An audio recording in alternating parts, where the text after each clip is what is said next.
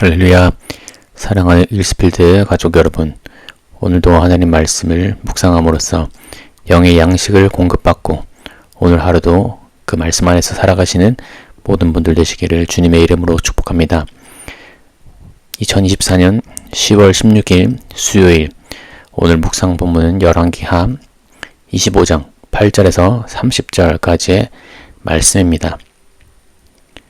바벨론 왕 느부갓네살의 19째 해 5월 7일에 바벨론의 왕 신복 지휘대장 느부사라단이 예루살렘에 이르러 여호와의 성전과 왕궁을 불사르고 예루살렘의 모든 집을 귀인의 집까지 불살랐으며 지휘대장에게 속한 갈대아 온 군대가 예루살렘 주위의 성벽을 헐었으며 성중에 남아있는 백성과 바벨론 왕에게 항복한 자들과 무리 중 남은 자는 시위대장 느부사라단이 모두 사로잡아가고 시위대장이 그 땅에 비천한 자를 남겨두어 보도원을 다스리는 자와 농부가 되게 하였더라.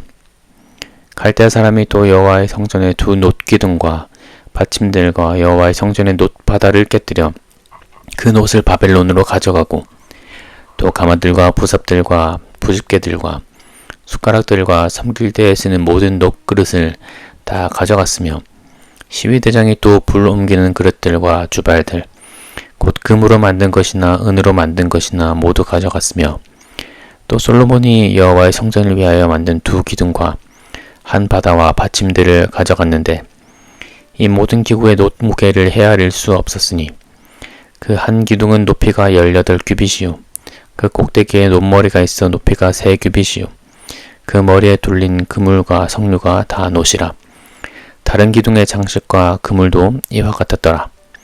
시위대장이 대제사장 스라야와 부제사장 스바냐와 성전 문지기 3사람을 사로잡고 또 성중에서 사람을 사로잡았으니 곧 군사를 거느린 내시 1사람과 또 성중에서 만난 바 왕의 시종 5사람과 백성을 징집하는 장관의 서기관 1사람과 성중에서 만난 바 백성 60명이라. 시위대장 느부사라단이 그들을 사로잡아가지고 리블라 바벨론 왕에게 나아가매 바벨론 왕이 하마 땅 리블라에서 다 쳐 죽였더라. 이와 같이 유다가 사로잡혀 본토에서 떠났더라. 유다 땅에 머물러 있는 백성은 곧 바벨론 왕 느부갓네살이 남긴 자라. 왕이 사반의 손자 아히감의 아들 그달리아가 관할하게 하였더라. 모든 군대 지휘관과 그를 따르는 자가 바벨론 왕이 그달리아를 지도자로 삼았다 함을 듣고 이에 느다니아의 아들 이스마엘과 가레아의 아들 요하난과 누바 사람 단후멧의 아들 스라야와 마아가 사람의 아들 야사니아와 그를 따르는 사람이 모두 미스바로 가서 그달리아에게로 나아가매 그달리아가 그들과 그를 따르는 군사들에게 맹세하여 이르되 너희는 갈대아인을 섬기기를 두려워하지 말고 이 땅에서 살며 바벨론 왕을 섬기라. 그리하면 너희가 평안하리라 하니라. 7월에 왕족 엘리사마의 손자 느다니의 아들 이스마엘이 부하 10명을 거느리고 와서 그달리아를 쳐서 죽이고 또 그와 함께 미스바에 있는 유다 사람과 갈대아 사람을 죽인지라.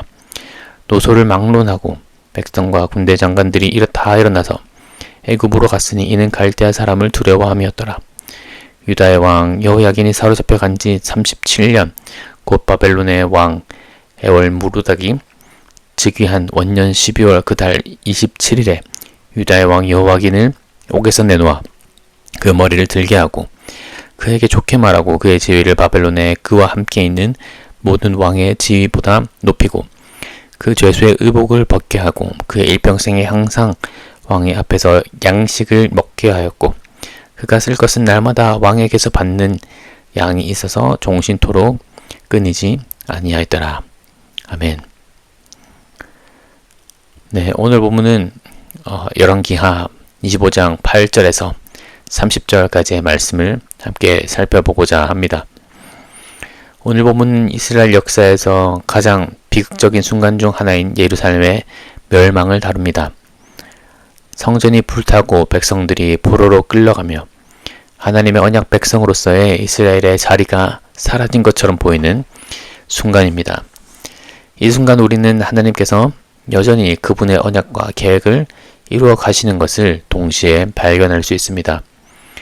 오늘은 열왕기하 25장 8절에서 30절 열왕기하의 마지막 본문을 살펴보면서 그 멸망 속에서도 하나님의 손길을 찾고 그분의 심판과 회복의 메시지를 함께 살펴보려고 합니다. 먼저 오늘 본문 8절에서 21절까지의 본문은 바벨론의 느부사라단 장군이 예루살렘을 완전히 파괴하는 장면을 그리고 있습니다.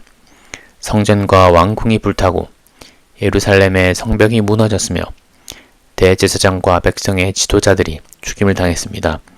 이 사건은 주전 586년 8월에 발생한 것으로 유다의 역사는 이때 완전히 바닥을 치게 됩니다. 하나님의 임재로 상징되었던 성전은 더 이상 존재하지 않게 되었습니다. 이스라엘 백성들은 하나님의 심판 앞에 서야만 했던 것입니다. 이스라엘의 이러한 멸망은 우연히 발생한 것이 결코 아닙니다.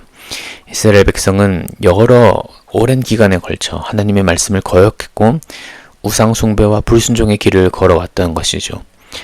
하나님께서는 그들에게 수많은 선지자를 보내셨고 경고하셨지만 그들은 그 경고를 결국에는 무시하였습니다. 결국 하나님의 심판은 그들의 죄악에 대한 결과로서 임한 것입니다.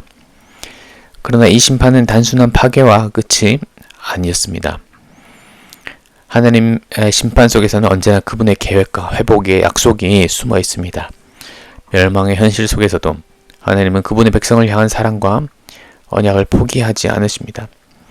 이스라엘의 패망은 그들의 하나님과 맺은 언약을 저버리는 데 대한 결과이지만 그 안에는 하나님께서 여전히 그들을 회복하고자 하신 계획이 내포되어 있습니다. 그 계획이 무엇인지 차차 살펴보고자 합니다.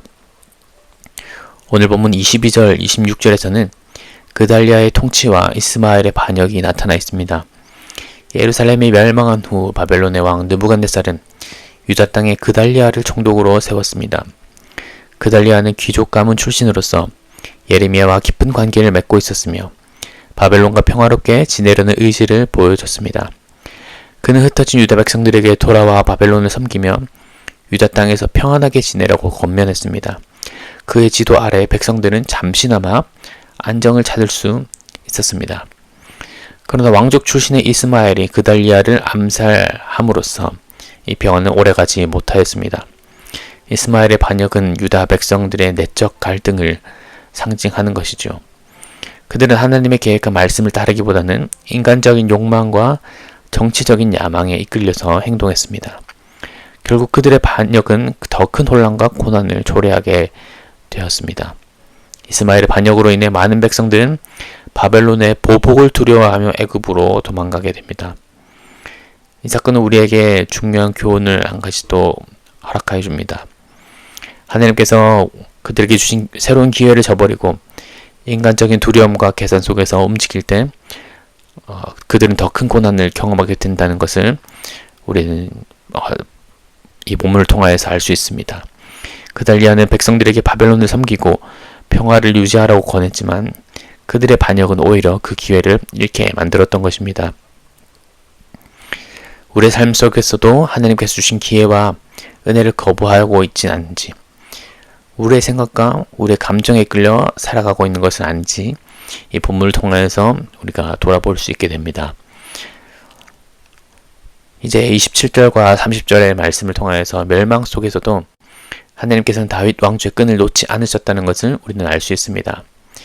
사실 열왕기하 25장의 이야기는 예루살렘의 멸망, 유다의 멸망을 다루고 있습니다.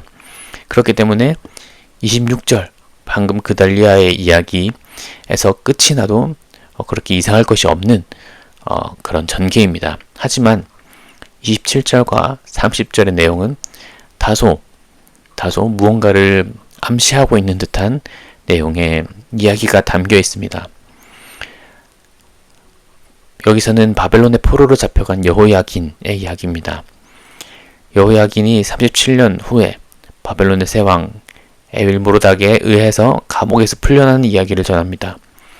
여호야긴은 감옥에서 나오며 죄수의 옷을 벗고 바벨론의 왕궁에서 존귀한 대우를 받게 됩니다. 그런데 이는 단순한 회복 이상의 의미를 담고 있는 것입니다. 여호야긴의 회복은 하나님께서 다윗과 맺으신 언약이 여전히 유효하다는 것을 상징하고 있습니다. 우리 모두 잘 알고 있을 것입니다. 하나님은 다윗에게 영원한 왕국을 약속하셨습니다. 사무엘하 7장 14절 16절에 그렇게 기록되어 있지요. 다윗에게 영원한 왕국을 약속하셨습니다. 비록 이스라엘이 멸망하고 바벨론의 포로로 끌려갔지만 그 언약은 계속해서 이루어지고 있다는 것을 여호야긴의 회복을 통하여서 우리에게 가르쳐주고 있는 것입니다. 여호야긴의 신분 회복은 하나님의 언약이 완전히 끊어진 것이 아니라는 증거입니다. 그런 개인적인 회복에서 끝나는 것이 아니라 이스라엘을 대표하는 것입니다. 이스라엘을 대표하여서 그의 신분이 회복되었다는 것은 하나님께서 여전히 다윗의 후손을 통해 그분의 계획을 이루어가고 계시다는 것을 우리에게 알려주고 있는 것입니다.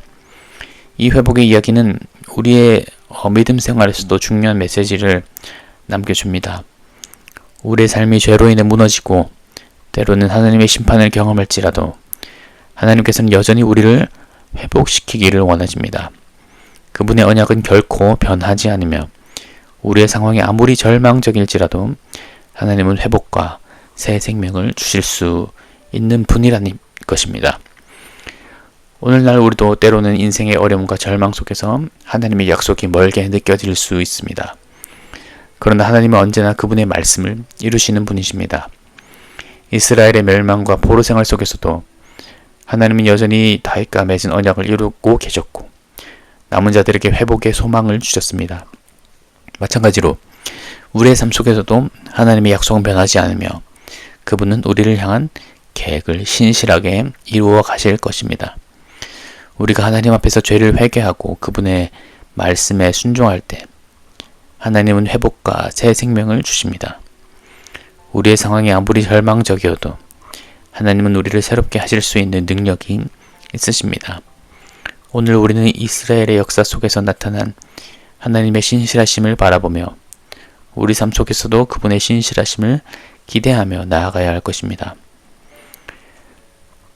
그러므로 오늘 본문은 하나님의 언약이 어떠한 상황 속에서도 죄악 속에서도 우리의 실패 속에서도 하나님의 언약이 여전히 유효하다는 사실을 우리에게 말해줍니다.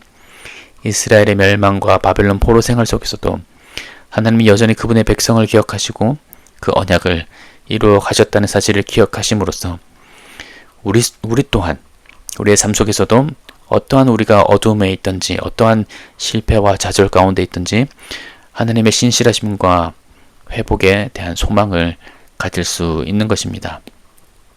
오늘 우리 삶 속에서도 그 하나님의 약속을 붙들고 하나님의 뜻에 따라 살아가는 믿음의 백성 되시기를 소망합니다.